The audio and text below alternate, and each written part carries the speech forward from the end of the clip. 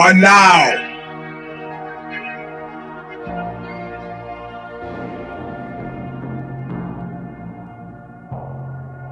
The awesome, crushing might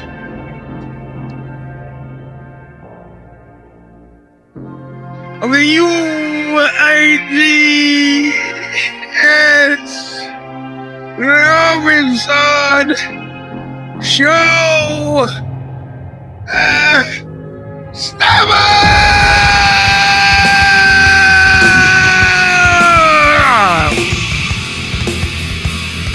Welcome, my friends, to a show that seemingly never ends.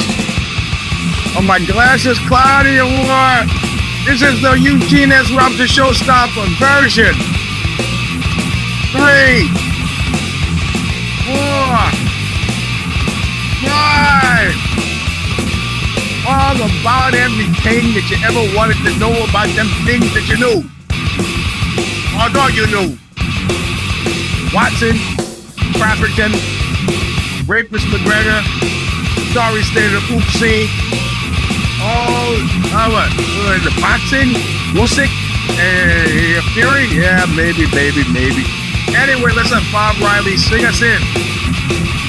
As he has every week since 2007. Owned by Usyk, correct. Stigmata, intro, all of nothing. Then, on the record, all of it just, there have been some calls to remix and reissue.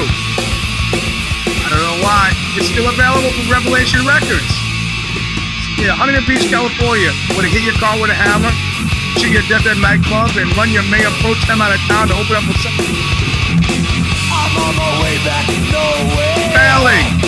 I took my time with a good Could not see so clear, but I'm taking a real good look at you. I'm taking a Real good look at your face. way back to there, boy. So be and payback will always nothing. Yeah, man, I can't wait for my $1,000 too. I love it. I love $1,000, especially what's thrown my way. Speaking of which, TM win. Yeah, people are writing, complaining. Oh, they're complaining there about the Substack I just wrote. Hey, well, it took at least I know who reads it. I knew there would be complaints. You know, you know how you keep the complaints from going too deep and going too hard? By mentioning all you have to mention, so that betwixt and between the two of yous, you know that there's a lot more that could be mentioned. A lot more. God forbid you should ever get me into court after having put my hand on the Bible, swear to tell the truth, the whole truth, and nothing but the truth.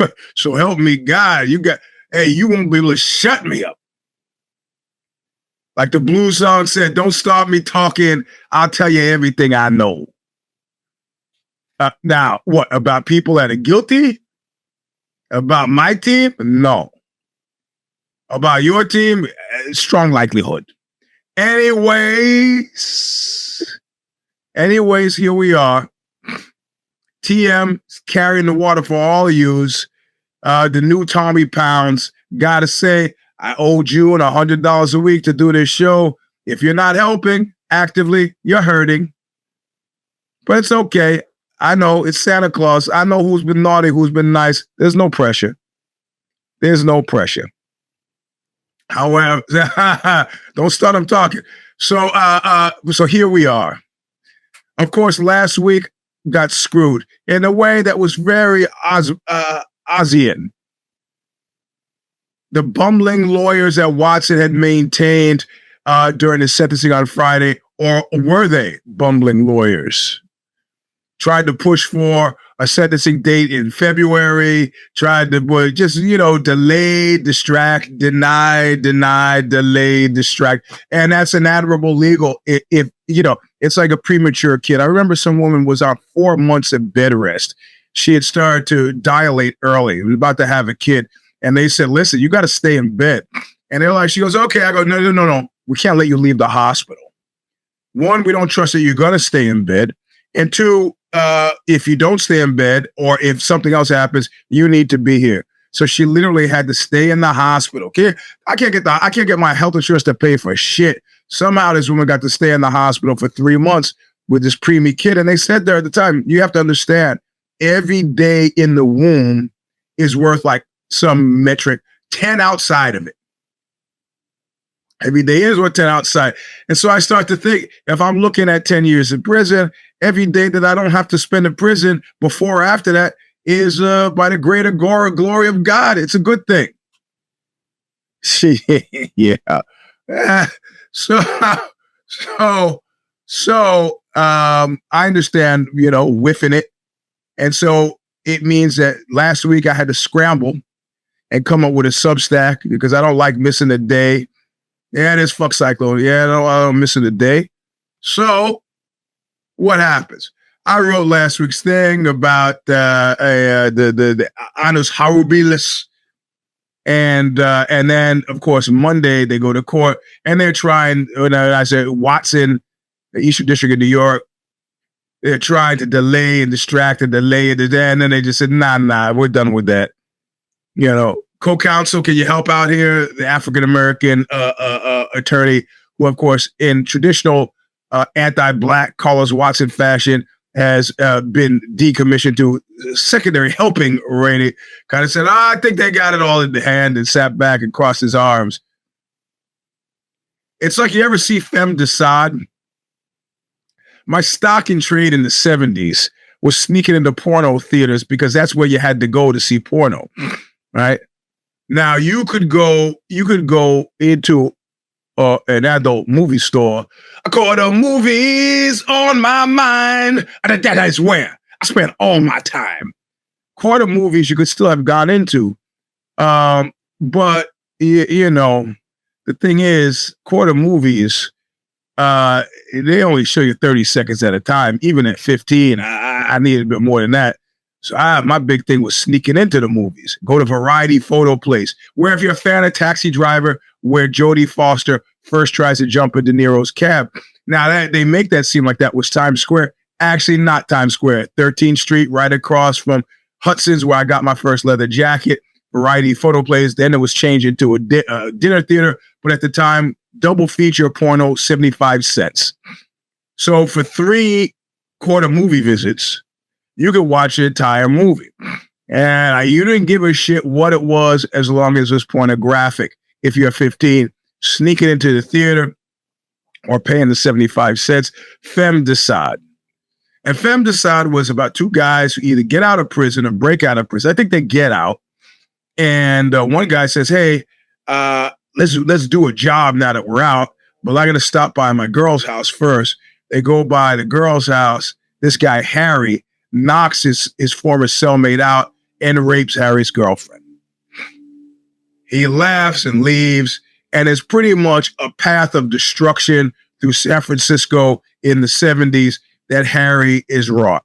Well, apparently Harry has a birthday party, and somehow it's his friends let him know that there's going to be a birthday party. So Harry decides to show up to his birthday party, and in it's everybody he screwed over in the first 90 minutes of the movie, and then they proceed to torture Harry until the end of the movie. And I remember there's a lot of semen and blood. And listen, you wonder why I am the way I am. Seeing shit like this at 15 probably didn't help. Femme Desaad. The party for Harry. And I think about this when I think about Watson. And that you treat people like dirt long enough, that shit comes home to roost. Frizen. Yeah, she made it to the end, but she, as a show of defiance and anger, Shannon Frizen, who didn't show up a single day late in court, the day of the sentencing, it seemed almost purposeful, showed up 15 minutes late and sat with Sullivan, the other black attorney, sullenly at the council while the white attorneys bumbled their way through this thing.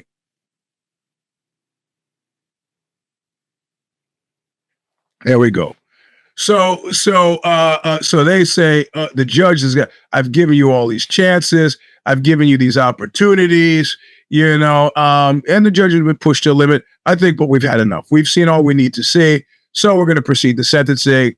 They give 9 years and 8 months or 9 months. Incidentally, almost exactly the amount of time I worked there. Almost exactly. Yeah. The amount of time. We'll meet February 7th to discuss restitution and forfeiture. And you are expected to report for incarceration March 28th. Now, what came up later is that in order to be closer to family, Watson himself wants to be serve in a penitentiary in California, which is a major practical fucking mistake. I said it on If the Shoes Fit on Tuesday, and I'll say it again on this show. When he was in MDC, there was an assault that took place. It was very clear that his attorneys wanted to make sure that it wasn't a fist fight, which implies mutual combatants.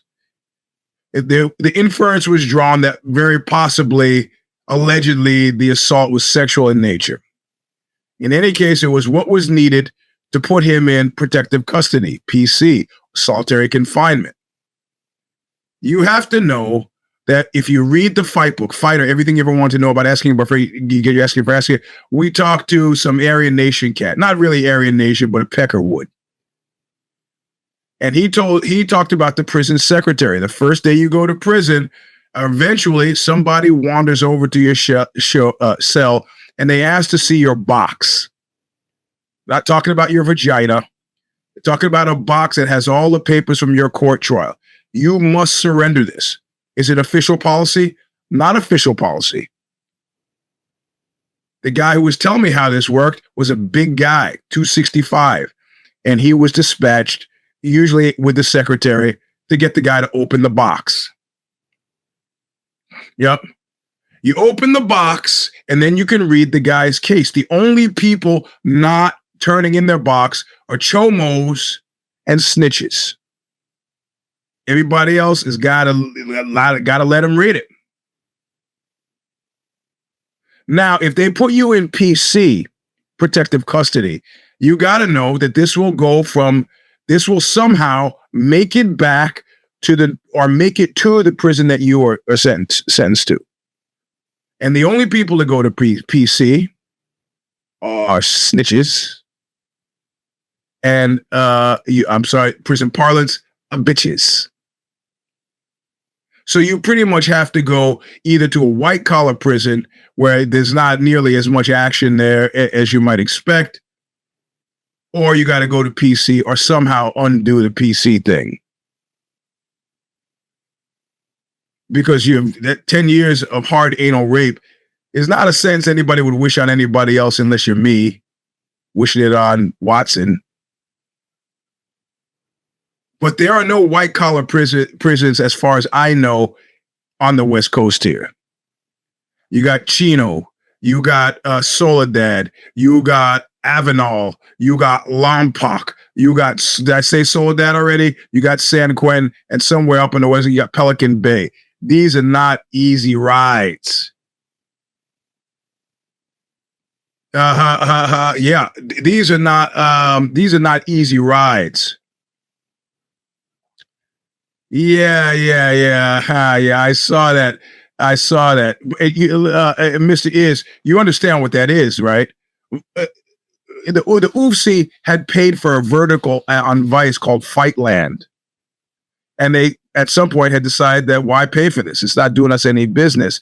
This is Vice. I would guess that this is Vice's attempt that it'd be the same for all that stuff that came out before to come out and get, I think it's a squeeze play. Yeah, Atwater too, exactly.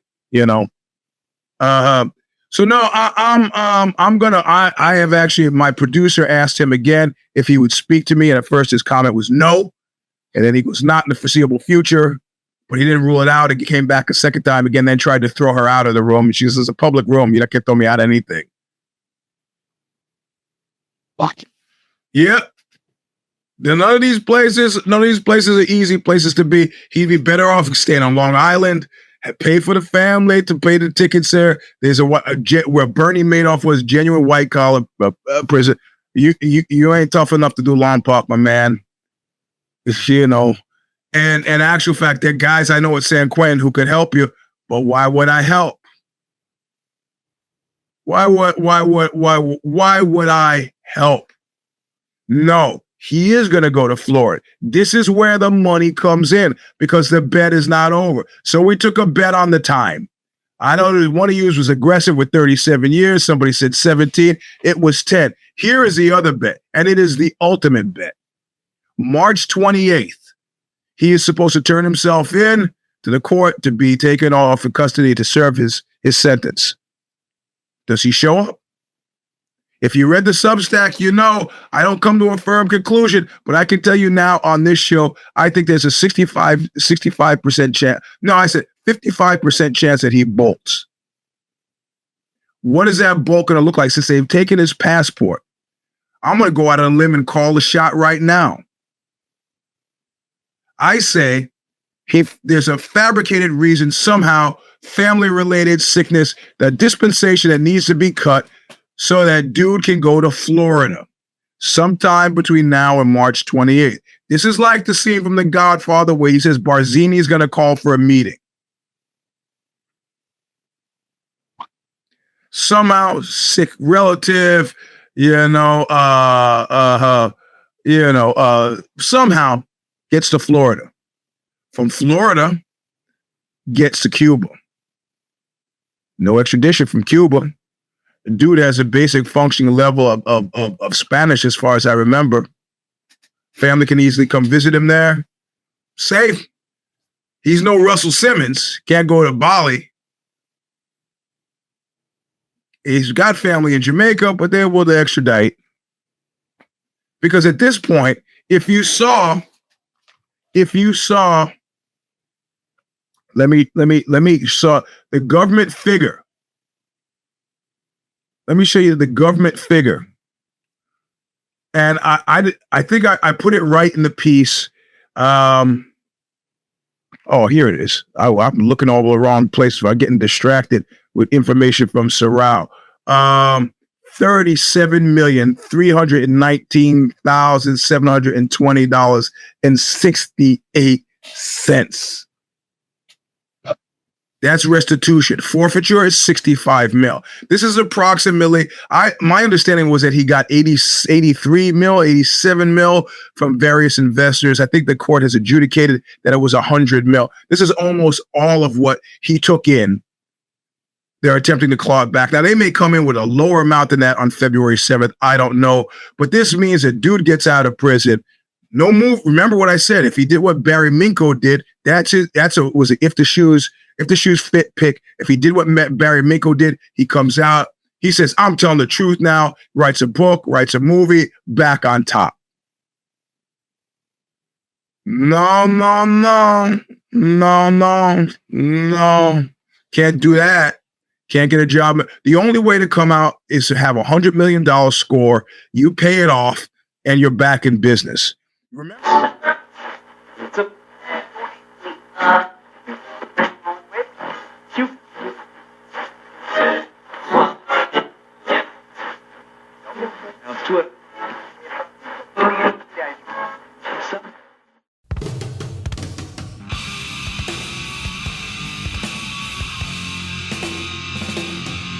Tuesday,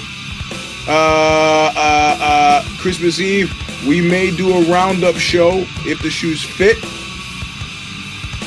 Happy Hanukkah. For those of the rest of you.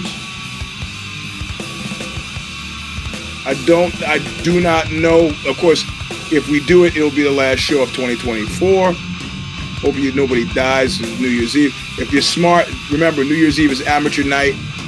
Another amateur night is St. Patty's Day. Stay at home. Get in bed before midnight. Fuck your New Year. Utu and Bongo said it best. Nothing changes on New Year's Day. This week, got family in. Got presents afoot. I really got to that point as a kid. I could never imagine it, where I don't need to get anything for Christmas. I just like seeing happy people around me that I love, my family. I hope you have some measure of that yourselves. Pick your numbers, pick your numbers, pick your numbers. Right now I'm seeing 55%. That's the morning line on whether he turns out March 28th to get incarcerated. What else I got? The Mansitude by Buñuel is making a lot of year-end listings. Happy times. Happy times. Celebrate as you like. Try not to die between now and next Sunday, the 29th. Look what you made me do! Don't die, Blasi. Don't die. I went in.